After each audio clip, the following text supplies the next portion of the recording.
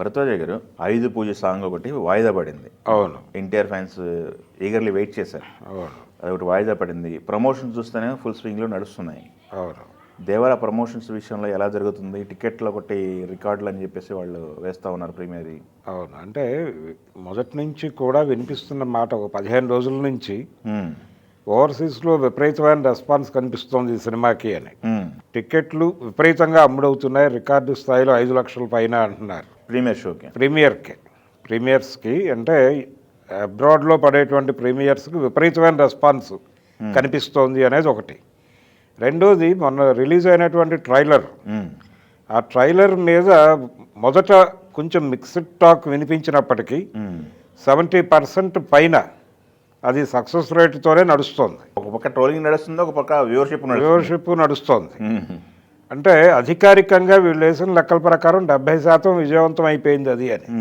సరే, అది పక్కన పెడితే ఇప్పుడు అభిమానుల్ని పూర్తి స్థాయిలో సాటిస్ఫై చేయటానికి ఒక కొత్త ట్రైలర్ రాబోతోంది అనేది ఒక మాట వినిపిస్తోంది. ఇప్పుడు ఇంకో ట్రైలర్ అంటే రేపు ఎలాగూ ప్రీ రిలీజ్ ఈవెంట్ ఉంది. 22వ తారీఖు ప్రీ రిలీజ్ ఈవెంట్కి ముందు కానీ తర్వాత కానీ ఒక కొత్త ట్రైలర్ వచ్చేటువంటి అవకాశం అయితే ఉంది. ఇది దీని మీద వచ్చినటువంటి విమర్శలు, అలాగే డివైడ్ టాక్ రావడానికి దారితీసినటువంటి పరిస్థితులు ఏవి లేకుండా పూర్తి స్థాయిలో, అంటే ఇప్పటివరకు కొరటాల శివ గారు చాలా పథకం ప్రకారం ప్రచారం చేస్తూ వెళ్తున్నట్టు కనిపిస్తుంది ఈ సినిమాకి. ఓకే. గతంలో ఎన్నడూ ఇలాంటి వ్యూహం పన్నలేదు ఆయన. అంటే ఓవర్ ఎక్స్పెక్టేషన్స్ ఆడియన్స్ క్రియేట్ చేసేటువంటి ప్రయత్నం జరగట్లా. చాలా కూల్గా పెడుతున్నారు. కొంచెం ఎక్స్పెక్టేషన్ డౌన్లోనే పెడితే బాగుంటుందని కూడా అనుకుంటున్నాడు. కానీ రిలీజ్ అయినటువంటి ప్రతిదీ కొంచెం ఏమిటి ఇలా ఉంది అని మొదలై నెమ్మదిగా దాని వ్యూవర్షిప్ పెరుగుతూ పెడుతోంది. పాటల దగ్గర నుంచి చర్చ జరుగుతోంది, ప్రతి మాట మీద బయట మాట్లాడుకుంటున్నారు. ఇలా రకరకాలుగా అది కనిపించకుండా ఒక నిశ్శబ్ద విప్లవంలాగా నడుస్తోంది.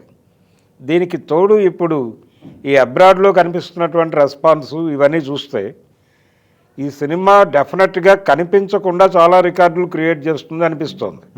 ఇక్కడ కూడా దానికి వస్తున్నటువంటి రెస్పాన్స్, అలాగే అట్నుంచి టార్గెట్ చేస్తున్న పద్ధతి, అంటే ఎన్టీఆర్ వ్యతిరేక శిబిరాల నుంచి వస్తున్నటువంటి స్పందన, అంటే టార్గెట్ చేసి ట్రోల్ చేయటం, ఈ ధోరణి, అంటే నిర్మాతలు కూడా కలగజేసుకుని ఇది మంచి సాంప్రదాయం కాదు అని చెప్పాల్సినటువంటి పరిస్థితి రావటం, ఇదంతా చూస్తే ఈ సినిమా మీద ఒక విపరీతమైన హైప్ అయితే కనిపించట్లా, విజిబుల్గా లేదు. అది ఒక నిశ్శబ్ద విప్లవంలాగా నడుస్తోంది. ఇది డెఫినెట్గా మనకి ఆ సినిమా బాక్స్ ఆఫీస్ రిజల్ట్స్ మీద ప్రభావం చూపిస్తుంది. అంటే రికార్డు స్థాయి వసూళ్లు తెలుగు రాష్ట్రాల్లో క్రియేట్ చేసేటువంటి అవకాశం అయితే దేవరకు ఉంది. ఇది హిందీ మార్కెట్లో ఎలా ఉంటుంది అనేది చూడాలి. వీళ్ళు కేంద్రీకరించి హిందీ మార్కెట్లో విపరీతంగా ప్రచారం చేశారు, రకరకాల ఇంటర్వ్యూలు చేశారు, అలాగే చాలామంది నోన్ ఫేసెస్ని పట్టుకొచ్చారు, ఇంకా ప్రయత్నాలు చేస్తున్నారు. అంటే ఇప్పుడు ప్రీ రిలీజ్ ఈవెంట్ ఇక్కడి వరకు జరుపుతున్నారు, దీన్ని డెఫినెట్గా ఇతర ప్రాంతాల్లో కూడా జరిపేటువంటి అవకాశం ఉంది. బాంబేలో కూడా చేస్తారా అనేది చూడాలి. ఆల్రెడీ ఒక ప్రీ రిలీజ్ ఈవెంట్ లాంటి కార్యక్రమం అయితే బాంబేలో జరిపారు ఇంతకు ముందే. ప్రెస్ మీట్ పెట్టారు. ట్రైలర్ లాంచ్ కూడా అక్కడ చేశారు. ట్రైలర్ లాంచ్ అక్కడే చేశారు నిజానికి. కాబట్టి ఇది తమిళ్లో కూడా ఒక ఇంటర్వ్యూ ఉంటుంది అంటున్నారు, విజయ్ సేతుపతిని తీసుకొచ్చే అవకాశం ఉంది అనే మాట ఒకటి వినిపిస్తోంది. ఇలాగే కన్నడ ప్రాంతాల్లో కూడా ఆల్రెడీ వీళ్ళు వెళ్ళి ప్రచారం చేసి వచ్చారు. ఇతర ప్రదేశాలు అంటే మలయాళంలోను ఇతర భాషల్లోను, దక్షిణాదిన ఉత్తరాదిన కూడా. అలాగే వరల్డ్ మార్కెట్ని టార్గెట్ చేస్తున్నారు వీళ్ళు. ఈ వరల్డ్ మార్కెట్ టార్గెట్ చేయటం అనే ప్రోగ్రాం అయితే విజయవంతంగా నిర్వహించారు. అబ్రాడ్లో దీనికి వస్తున్నటువంటి రెస్పాన్స్, అంటే RRR మూవీ ద్వారా ఇతని ఫేసు, అంటే ఇది కేవలం విదేశాల్లో ఉన్న తెలుగు వాళ్ళు మాత్రమే రెస్పాండ్ అవ్వట్లేదు ఈ సినిమాకి, అన్ని సెక్షన్స్ రెస్పాన్స్ అవుతున్నాయి అనేది మనకు అర్థమవుతుంది. 5 లక్షలు దాటి వెళ్ళిపోతుందంటే ప్రీమియర్స్కి. ఇది కొనసాగుతుంది ఈ ట్రెండ్ కొనసాగుతుంది. ఇక్కడ కూడా ఇది కొత్త రికార్డులను క్రియేట్ చేసే అవకాశం కనిపిస్తోంది. సినిమా మీద కనిపించకుండా హైప్ క్రియేట్ అవుతోంది. ఇది వాంటెడ్గా వ్యూహాత్మకంగా చేస్తోంది ఓకే. Cinema team. తను కూడా ఎక్కడ ఓవర్ స్టేట్మెంట్లు లేవు ఎన్టీఆర్ నుంచి కూడా. ఒక మాట అన్నాడు తను, సినిమా రిలీజ్ అవుతోంది, టెన్షన్ వస్తోంది నాకు అని. అంటే ఇది కూడా వ్యూహాత్మక స్టేట్మెంటే. అంటే అభిమానుల్ని మీరేమీ ఆందోళన పడద్దు, మనం డెఫినెట్గా హిట్ కొట్టబోతున్నాం, తొందరపాటు అలాగే ఏదో అంచనాలు పెంచే పద్ధతి అలాంటివి ఏమీ అక్కర్లేదు, సినిమా దాని పని అది చేసుకుని వెళ్ళిపోతుంది అన్న పద్ధతిలో మాట్లాడుతున్నాడు అతను.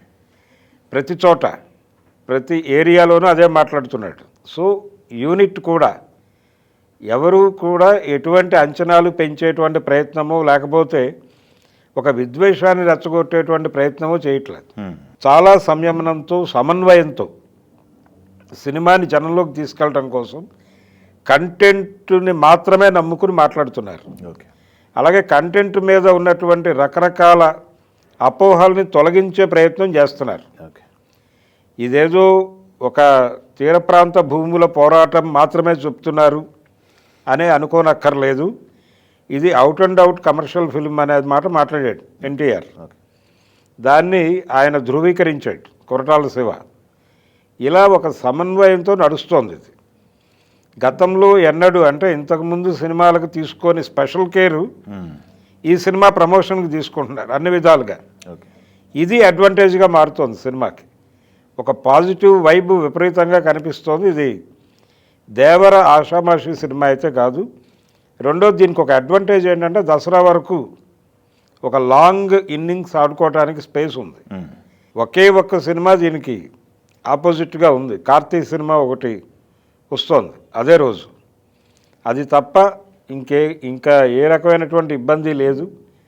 డిసెంబర్ వరకు పెద్ద సినిమాలు లేవు కాబట్టి దేవరికి విపరీతమైన స్కోప్ ఉంది. ఏ రికార్డులు క్రియేట్ చేస్తుంది అనేది చూడాలి. డిసెంబర్లో వచ్చే సినిమాలకి ఇది కొత్త ఛాలెంజ్ అయ్యే అవకాశం ఉంది. ఓకే. అది పుష్ప 2కి అలాగే డిసెంబర్లోనే రిలీజ్ అనుకుంటున్నటువంటి గేమ్ చేంజర్కి, ఈ రెండు సినిమాలకి ఒక కొత్త రికార్డుని సెట్ చేసి వెళ్తాడు దేవర. అలాగే డ్యూయల్ రోల్కి సంబంధించి ఇదేదో గతంలో ఉన్నటువంటి సెంటిమెంట్, తండ్రి కొడుకులు ఇలాంటి సెంటిమెంట్లను కూడా ఇది పక్కకి గెంటేస్తుంది. తర్వాత రాజమౌళి సినిమాలో నటించిన హీరో తర్వాత రిలీజు ఇలాంటి భ్రమలను కూడా ఇది తొలగించేస్తుంది. ఓకే. అంటే జనాల్లో అంచనాలు పెంచేసే పద్ధతిలో రాజమౌళి సినిమా ఉంటుంది. ఆ అంచనాల్ని రీచ్ అవ్వకపోవడం వలన మాత్రమే తర్వాత సినిమాలు ఇబ్బంది పడతాయి. ఇది అలా జరగలేదు. ఇది గ్యాప్ ఉంది. సఫిషియెంట్ గ్యాప్ మాత్రమే కాదు, తను ఈ సినిమాని డిజైన్ చేసిన పద్ధతి కూడా ఇప్పటివరకు మనకి ఒక ధోరణి కనిపిస్తూ వచ్చింది. ఈ పాన్ ఇండియా సినిమాల్లో వీళ్ళు పార్ట్ 1 పార్ట్ 2 కింద చేసి ఈ పార్ట్ 1ని ఫస్ట్ హాఫ్ కింద చూస్తున్నారు. సెకండ్ హాఫ్ బాగుంటే సరిపోద్ది అని ఫస్ట్ హాఫ్ని కొంత నెగ్లెక్ట్ చేస్తారు డైరెక్టర్. అలా ఫస్ట్ పార్ట్ని నెగ్లెక్ట్ చేస్తున్నారు. ఆ తప్పు ఇందులో జరిగినట్టు కనిపించట్లా. సో ఇది సాలిడ్గా ఉంది ఫస్ట్ పార్టే. సో ఈ ఫస్ట్ పార్ట్ జనంలోకి దూసుకెళ్లే ఛాన్సెస్ అయితే బలంగా ఉన్నాయి.